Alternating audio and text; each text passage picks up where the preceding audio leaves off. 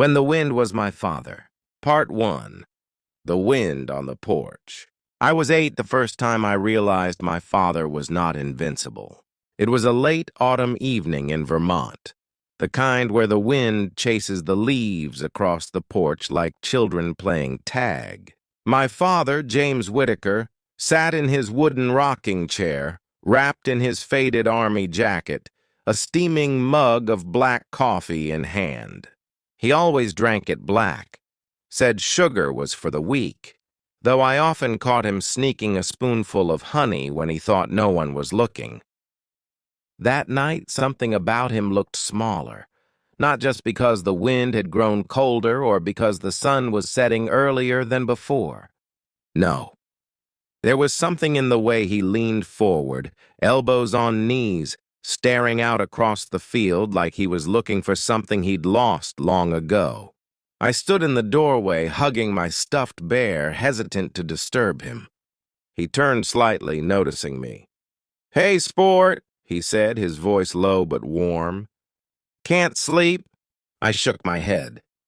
"Come sit with me a minute." So I did. I crawled into the chair beside him.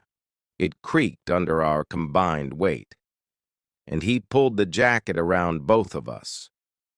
We sat there in silence, save for the wind and the distant hoot of an owl.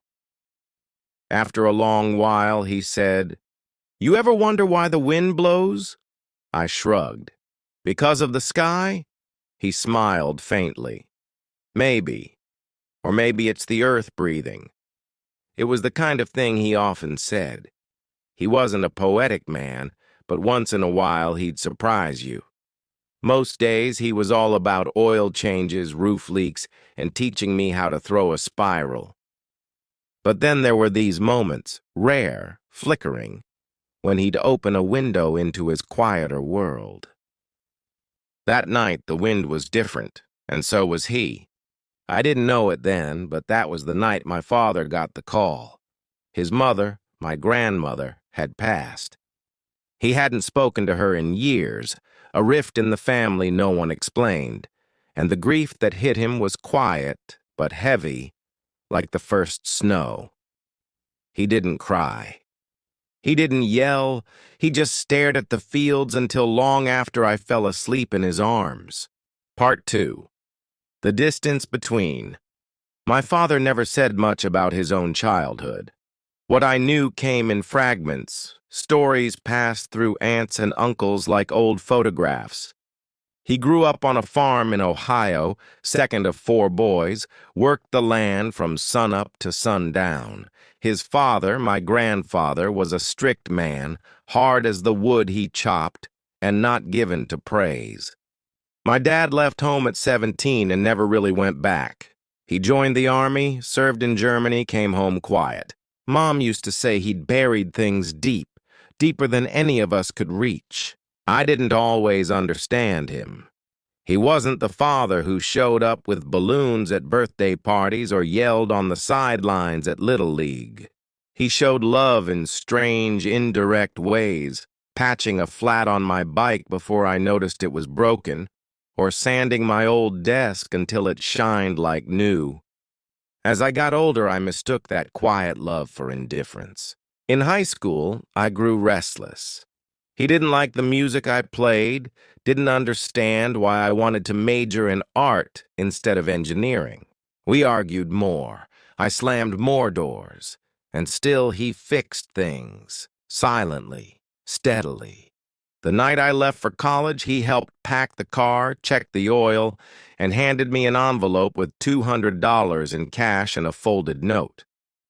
I didn't open the note until I got to my dorm.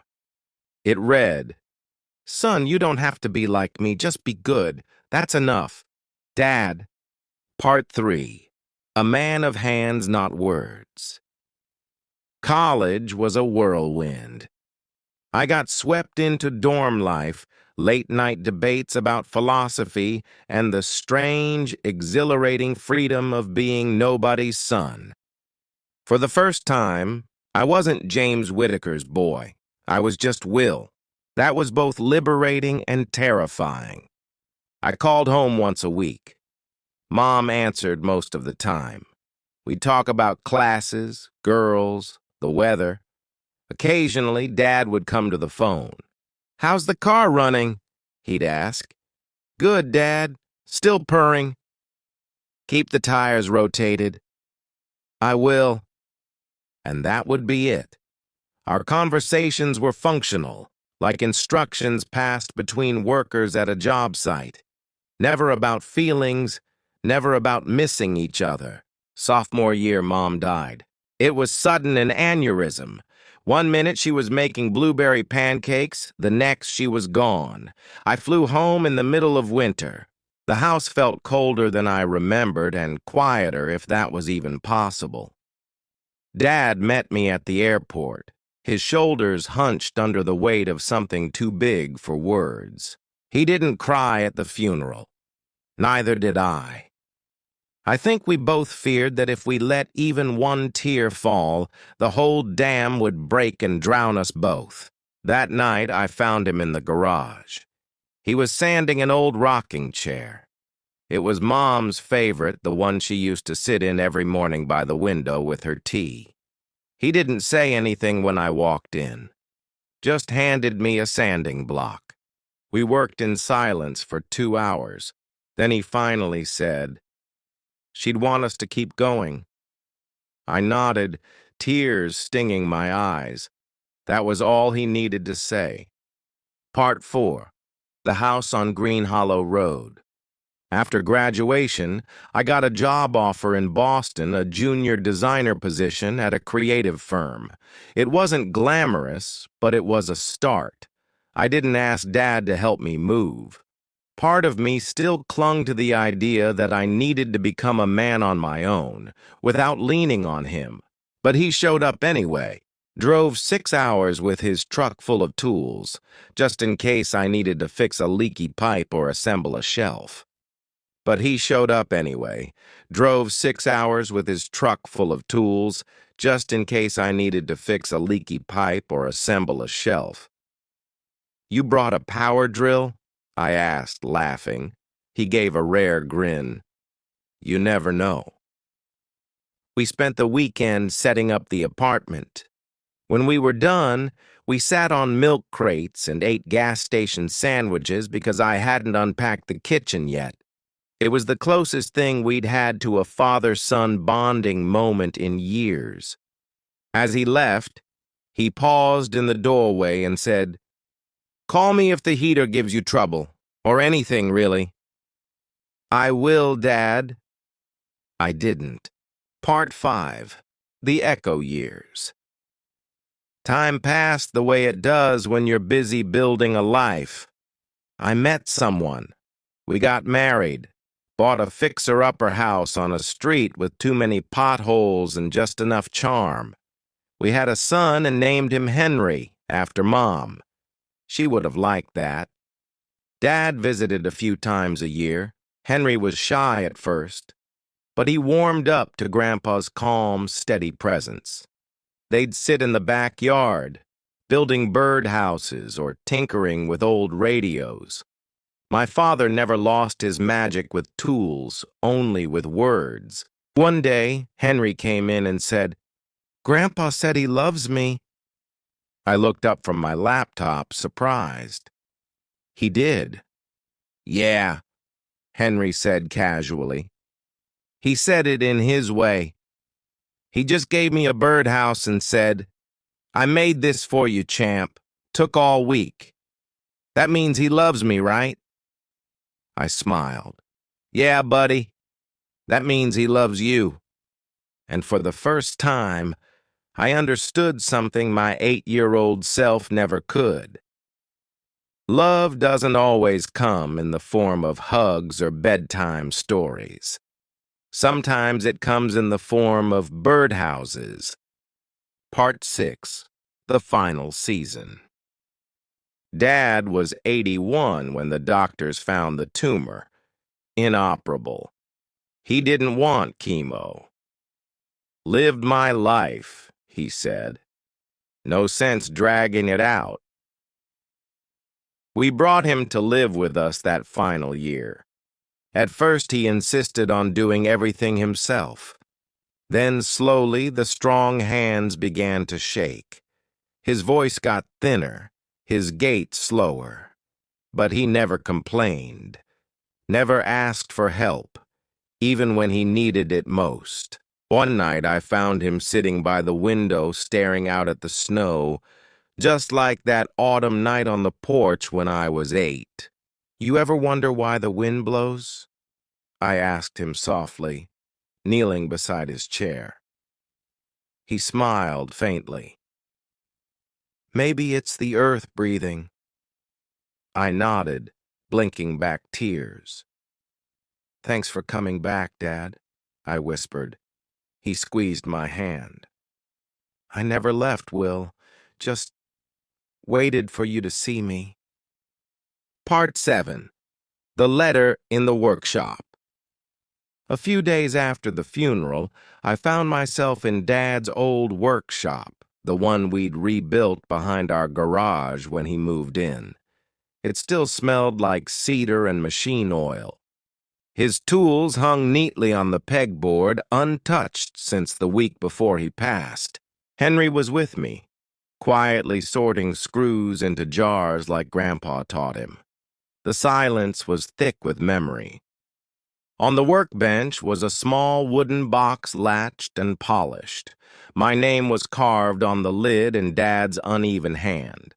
I opened it. Inside was a letter. "Will, if you're reading this, I'm probably gone. I didn't know how to say some things out loud, so I built this box instead. Figured wood and paper are sturdier than my voice anyway. I wasn't always the father you wanted. I didn't have the right words. I learned how to fix engines and roofs, not feelings. But I watched you grow into the kind of man I could never be. Expressive, kind, present. I'm proud of you, even if I didn't always say it. I loved you in every oil change, every repaired bicycle, every sandwich I packed. That's the only language I knew. Maybe you understand now. Take care of your boy. Teach him how to use his hands, but also how to speak his heart. He can be better than both of us. The wind will always remind you of me. I'm not far, just on the porch. Dad." The tears came before I could finish the last sentence, not the hot, angry kind I shed as a teenager, but the quiet, cleansing kind that say, "I understand now." I folded the letter and pressed it to my chest. Henry looked up at me. "Are you okay, Dad?" I nodded, smiling through the tears. "Yeah, buddy. Just remembering Grandpa." He reached into the box and pulled out something wrapped in cloth. A small wooden truck carved by hand. On the underside was the same carving Dad had used for decades. J.W. Henry hugged it close. "I'm gonna keep this forever." "So will I," said, ruffling his hair. Part 8. The porch lives on. We rebuilt the porch that spring, not because it needed it, but because it felt right. I used Dad's tools with Henry by my side, handing me nails and asking questions. We painted the railing the same deep forest green Dad liked, and we left a rocking chair there, just like the one he used to sit in. Every now and then, on cool evenings, I sit out there with a mug of coffee, black, no sugar, and Henry sits beside me. "Do you think the wind is the earth breathing?" he asked me once, repeating the old line. "I do," I said. "Do you think Grandpa hears us when we talk out here?" "Maybe," I said, smiling. "Or maybe he's just listening to the wind." We sat in silence for a while, not needing to say much. Because now I understood, silence isn't always absence. Sometimes it's presence, deep, quiet, and full of love. Epilogue, The Language of Fathers. Years passed. Henry grew taller, and so did the distance between his interests and mine. But every time I worried that I was becoming too much like my father, quiet, awkward, unsure, I remembered the birdhouses, the oil changes, the folded note in a box. I told Henry I loved him often, hugged him even when he thought he was too old. But I also taught him how to fix a door hinge, how to sand a desk, how to look someone in the eye when you shake their hand. Because love isn't just words. Sometimes it's a truck carved from wood. Sometimes it's a sandwich packed in silence. Sometimes it's a rocking chair and the sound of the wind. The end.